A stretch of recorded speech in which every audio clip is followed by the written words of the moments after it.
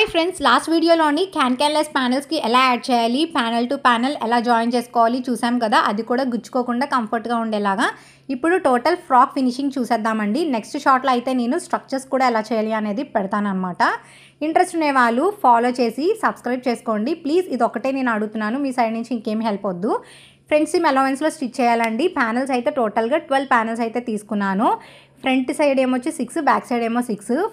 Back side ఏమొచ్చి నేను zip పెట్టాలి కాబట్టి ఇలా 3 డివైడ్ చేసుకొని నేను చూపించినట్టుగా స్టిచ్చింగ్ అయితే చేసుకుంటున్నాను అనమాట.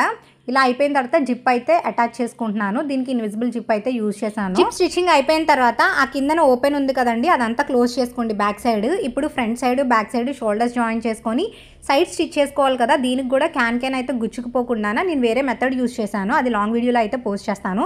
ఇప్పుడు చూసినా మీకు అర్థం కాదు. స్ట్రక్చర్స్ గురించి ఎంతమందికి ఇంట్రెస్ట్ ఉందో కమెంట్ చేసేయండి. రేపటి నుంచి ఆ వీడియో స్టార్ట్ చేసేద్దాము. Thanks for watching.